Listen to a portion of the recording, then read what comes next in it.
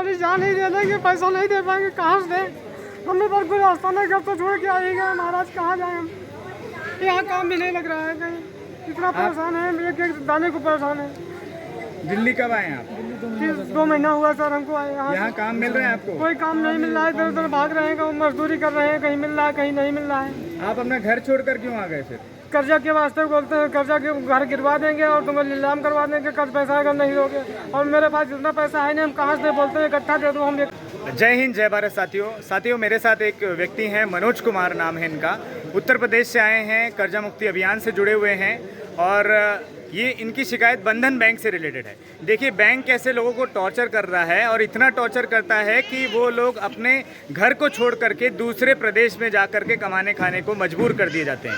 ये अपनी व्यथा बताएंगे और इसमें देखिए प्रशासन की भी क्या गलती है, इसमें बैंक की भी क्या गलती है, और इसमें जब व्यक्ति को दिया गया है लोन, वो लोन अनसिक्योर्ड लोन है और अनसिक्योर्ड लोन में ना तो कोई घर की कुर्की होता है ना कुछ होता है। अनसिक्योर्ड लोन में कंपनियां रिस्क उठाती है, जैसे हर व्यक्ति अपना व्यापार धंधा करता है और उस व्यापार में कभी प्रॉफिट होता है कभी नुकसान होता है, तो वैसे अनसिक्योर्ड लोन एक प्रकार से बैंकों का व्यापार है और उस व्यापार में कभी हो सकता है प्रॉफिट हो, कभी हो सकता है नुकसान हो। लेकिन फिर भी बैंक इतने हद तक गिर चुके हैं कि लगातार लोगों को इतना टॉर्चर किया जाता है, इतना परेशान किया जाता है कि अपने नाम पर हो चुके हुए घर को छोड़ करके दूसरे राज्य में कैसे जाना पड़ता है, कैसे मजबूर कर दिया जाता है लोगों को। ये अपनी व्यथा बताएंगे। जी बताइए, अपना नाम बताइए। सर मेरा नाम मनोज कुमार है, मैं यूपी उन्नाव से हूँ, कानपुर के बगल में उन्नाव पड़ता है जी। और मेरा पोस्ट बांगर में जोर से गाँव दुल्लापुर पड़ता है। मेरे पे बंधन का बैंक का लोन है और मेरे पिताजी को मिला करके 1,95,000 रुपये लोन है, लगभग 1,95,000 लोन है। उसका अभी इस समय 2,70,000 बना दिए हैं जी। और पैसा मतलब लॉकडाउन के चक्कर में नहीं दे पाए तो उसको दोबारा रिकवर किए, मतलब दोबारा मतलब वो किया, मुझे बताया भी नहीं क्या हुआ क्या नहीं, उसको बुला करके दोबारा मतलब उसकी पलटी कर दिया, ना कुछ पैसा ना कुछ देना, कुछ और पर आकर परेशान करना कि घर गिरवा देंगे, ये करवा देंगे, मतलब घर रिकवरी करवा देंगे, मतलब नहीं करोगे तो घर कुर्की हो जाएगा, यही सब परेशान करते तो मजबूर होकर के हम लोग 2 महीने पहले गाँव से दिल्ली आए हैं। कौन करता था आपको? बंधन बैंक के लोग। बंधन बैंक के लोग, वो लोग कोई आई कार्ड वगैरह पहन कर आते नहीं सर, आई कार्ड नहीं पहन के आते थे, बस वही लोग जिन लोगों ने लोन दिया था करवाया था मेरा, वही लोगों ने आते, वही लोग आते हैं। अच्छा, आपको नहीं लगता कि आपको जानबूझ करके लोन करा दिया गया हो? सर ऐसा है, क्योंकि मतलब पहले मैं मतलब आधा कर दिया था, फिर उन्होंने कहे नहीं लो कर लो, कुछ नहीं होगा, दिक्कत नहीं होगी, परेशानी नहीं होगी, लेकिन अब परेशान करते हैं बहुत ज़्यादा।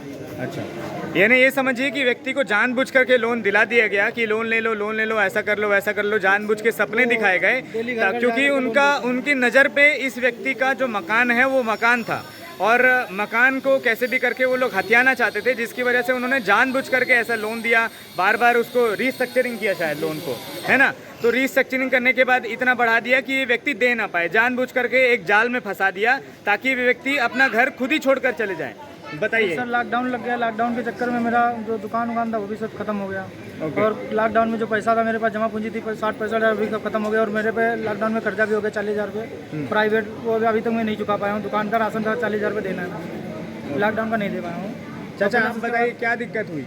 सर दिक्कत हमको यही है कि बेटा ने पैसा दिया था, आज तक हम लोग दे नहीं पाए और बंधन बैंक वाले इतना परेशान करते हैं कि हम लोग घर छोड़ करके भागना पड़ा, क्या करें, कहते हैं घर गिरवा देंगे, नीलाम करवा देंगे, हम कहाँ जाएं, इतना परेशान करते हैं लोग।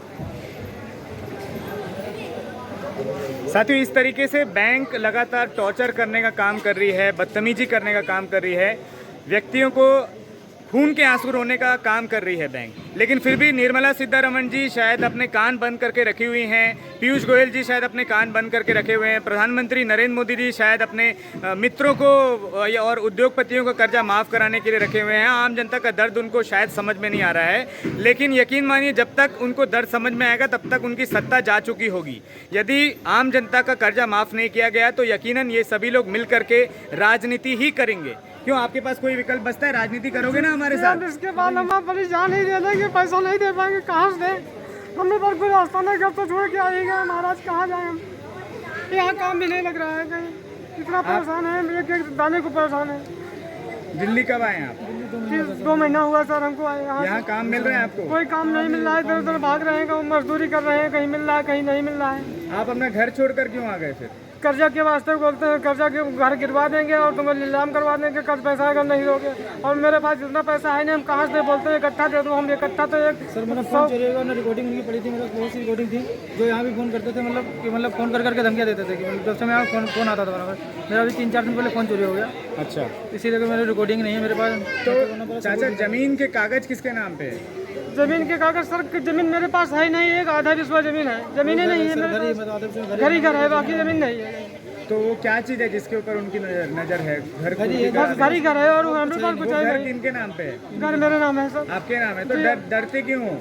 और डरते सर, हमारा घर नीलाम करवा देंगे, गिरवा देंगे, हम कहाँ जाएंगे, इसलिए डरते हैं सब। उनके आपने कोई पेपर दिया है उनको घर के? नहीं, कुछ नहीं दिया है। तो जब कुछ नहीं दिया है तो डर क्यों रहे? वो क्या फिर भी बोलते हैं घर गिरवा देंगे, तुमको परेशान करते नहीं हैं। है कि इस विषय में जिस चीज़ की जानकारी नहीं है उस विषय में इस बात को बताओ जोर से। इस चीज़ की जानकारी नहीं देना है कि उनसे मैं कोई बात उनसे बहस करो तो वो मतलब उतना ज़्यादा बोलने लगते हैं, और वो 8-10 बंदे होते, मैं अकेला फंस जाता हूँ वहाँ पे। ओके, यानी कि घर में रिकवरी के लिए 8-10 बंदे लोग को भेजा जाता है और कस्टमर के अधिकार भी नहीं बताए जाते हैं। बंधन बैंक इस तरीके से चोर उचक्के और डकैती का काम कर रहा है बंधन बैंक, कि लोगों के घर को उजाड़ने का काम कर रहा है। घर परिवार को तो बर्बाद कर ही रहा है, साथ ही जो व्यक्ति का जो एसेट होता है, जो जीवन की पूंजी होती है, जैसे जीवन में पूंजी कमाया इस व्यक्ति ने घर को, और अपने घर को उन्होंने गिरवी भी नहीं रखा है। उसके बावजूद बंधन बैंक के जो गुंडे हैं, वो गुंडे आकर के इतना परेशान करते हैं कि इनका घर छोड़ करके दूसरे जगह पर आकर काम करना पड़ रहा है। ये वास्तविक स्थिति है, और अभी भी निर्मला सीतारमण जी नहीं समझ रहे हैं, प्रधानमंत्री नहीं समझ रहे हैं, तो यकीन मानिए आपकी सत्ता जाने वाली है। आपकी सत्ता जाएगी और जरूर जाएगी, क्योंकि ऐसे सभी लोग आपको बद्दुआ देंगे, क्योंकि यही बद्दुआ, यही दुआओं से आपने अपनी सत्ता पाई है, यही दुआओं से आप सरकार बनाए हैं, और इन्हीं की जो दुआ है यही काम आएगी। यदि आप काम नहीं करेंगे तो इनकी बद्दुआ भी आपके काम आएगी, और वो बद्दुआ लेकर आपकी सरकार जरूर गिरेगी, और ऐसे सभी लोग का घर परिवार बर्बाद होगा। जो ऐसे व्यक्ति का, जो ईमानदार व्यक्ति हैं, उनका घर परिवार बर्बाद करने में लगे हुए हैं। जैसे बंधन बैंक भी समझ जाए, समझदार बने, ऐसे किसी व्यक्ति को घर पर ना भेजे, गुंडे बदमाशों को घर पर ना भेजे। आप बैंक हो, बैंक व्यापार करने के लिए आए हो, अपना व्यापार कर रहे हो, और आप किसी की मदद नहीं कर रहे हो, और जब मदद नहीं कर रहे हो तो गुंडागर्दी करने का भी किसी बैंक को कोई अधिकार नहीं है, किसी एनबीएफसी को कोई अधिकार नहीं है, ना ही बैंक के कर्मचारी को ऐसा कोई अधिकार मिला है। और प्रशासन के लोग से भी मेरी विनती यही है कि इसको समझे, इस समस्या को समझे कि ये व्यक्ति ने कर्जा लिया है, कर्जा जब इनके पास पैसा होगा पेमेंट कर देंगे, और कंपनियां सेटलमेंट भी करती है। इसका ये मतलब नहीं है कि किसी व्यक्ति को इतना टॉर्चर कर दिया जाए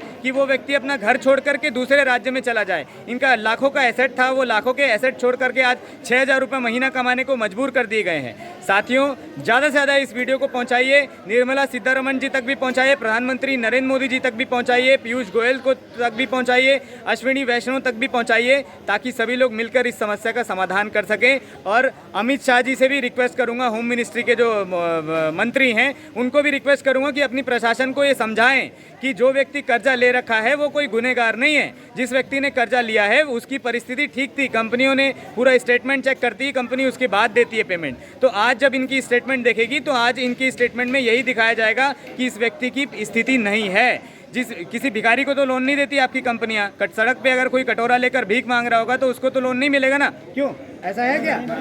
सड़क पे अगर कोई कटोरा लेकर भीख मांगेगा तो उसको लोन देगी कंपनी? नहीं देगी ना। तो सभी की परिस्थिति को देखती है ना कंपनी। आपका आधार कार्ड लेती है, पैन कार्ड लेती है, बैंक के स्टेटमेंट लेती है ना, सब लेती है ना। वो लेकर के क्या करती है? वो लेकर के चेक करती है कि आपकी आर्थिक स्थिति ठीक है कि नहीं, आप कर्जा पटा पाओगे कि नहीं, ठीक है। लेकिन अगर क्या वो आज देखेगी तो आज समझ में आएगा उसको कि नहीं आएगा कि कर्जा नहीं पटा पाएंगे? समझ में आएगा ना। तो बस यही चीज़ है साथियों, सभी के साथ ये दिक्कत आ रही है। नरेंद्र मोदी जी मेरी बात अगर सुन पा रहे हैं तो सुन लीजिए, पीयूष गोयल जी आप भी सुनिए, जितने भी मंत्री हैं, जो भी सरकार बनाए हुए लोग हैं, समझिए इस समस्या को, और प्रशासन के लोग भी इस समस्या को समझिए और आम जनता का मदद करें।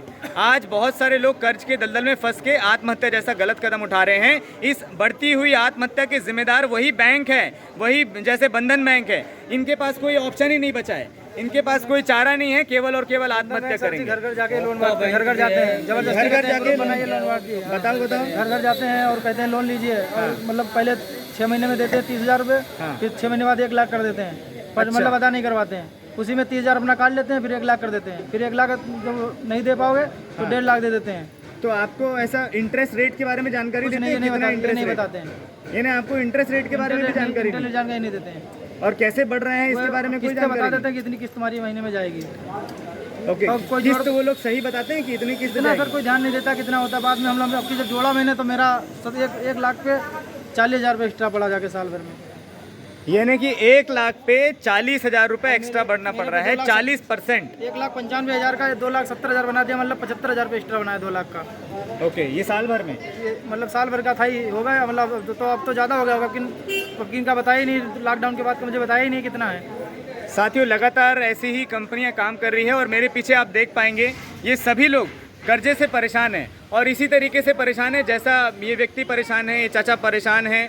बैंक ने इतना टॉर्चर किया है, लगातार बदतमीजी की है कि इनको अपना घर परिवार तक छोड़कर आना पड़ गया। ये सभी लोग कर्जे से परेशान है। ये सभी लोग यही चाहते हैं कि सरकार जैसे राहत देती है बड़े बड़े उद्योगपतियों को, बड़े बड़े कॉरपोरेट सेक्टर को जैसे राहत देती है, वही राहत आम जनता को भी दी जाए। नहीं तो ये सभी लोग मिल करके जीते या ना जीते, लेकिन राजनीति में इन्वॉल्व होके सत्ता में हराना जरूर जानते हैं। क्यों हरा पाओगे कि नहीं हरा पाओगे? ऐसे नेताओं को अगर मान लो हम नहीं जीत पाए तो ऐसे नेताओं को हरा पाएंगे? नहीं हरा पाएंगे, बिल्कुल हरा पाएंगे ना।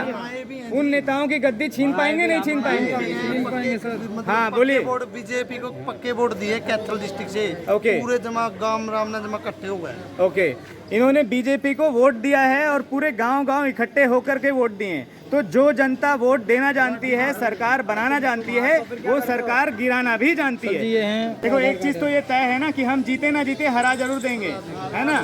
तो आम जनता का कर्जा माफ करना पड़ेगा, आम जनता का कर्जा माफ करना पड़ेगा, आम जनता का कर्जा माफ करना पड़ेगा।